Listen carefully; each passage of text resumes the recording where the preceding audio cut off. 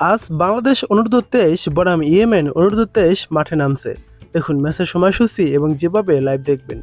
AFC অনূর্ধ্ব-23 Asian কাপের বাছাই পর্বের প্রথম ম্যাচে শক্তিশালী ভিয়েতনামের কাছে 2-0 গোলে হেরেছে বাংলাদেশ দল এবং দিনের আরেক ম্যাচে ইয়েমেন 2-1 গোলে সিঙ্গাপুরকে পরাজিত করেছে।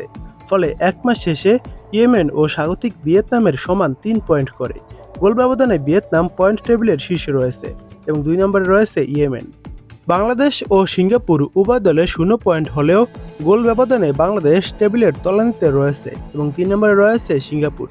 11 গ্রুপের চ্যাম্পিয়ন ও সেরা 4 রানার্স আপ দল আগামী বছর সৌদি আরবে মূল পর্বে খেলবে।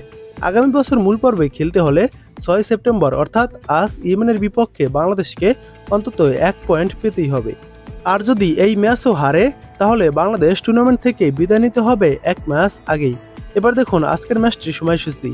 আজ 6 সেপ্টেম্বর বিকেল 3টায় বাংলাদেশ ও ইয়েমেন অনূর্ধ্ব-23 দল মাঠে নামবে। তবে বাংলাদেশ ও ইয়েমেন 23 দল মাঠে নামার আগে কোন দল শক্তিশালী চলুন সেটা জেনে নেই। ইয়েমেন শেষ 5 ম্যাচের ভিতর 3টি ম্যাচে জয় পেয়েছে এবং 2টি ম্যাচ হেরেছে। ইয়েমেন এই শেষ 5 ম্যাচ যাদের বিপক্ষে খেলেছে সিঙ্গাপুরকে 2-1 গোলে হারিয়েছে এবং ইয়েমেন গুমকে 5-1 গোলে উড়িয়ে দিয়েছে।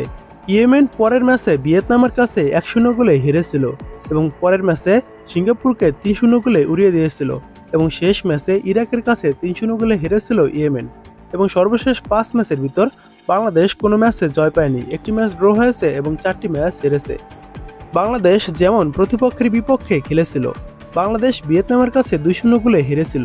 পরের ম্যাচ চায়নার সঙ্গে গোলশূন্য ড্র করেছিল এবং তারপরের ম্যাচ ইন্ডিয়ার কাছে 1-0 গোলে হেরেছিল। তারপরের ম্যাচ মায়ানমারের বিপক্ষে 1-0 গোলে হেরেছিল বাংলাদেশ এবং তারপরের ম্যাচ ফিলিপাইন্সের কাছে 1-0 গোলে হেরেছিল বাংলাদেশ দল।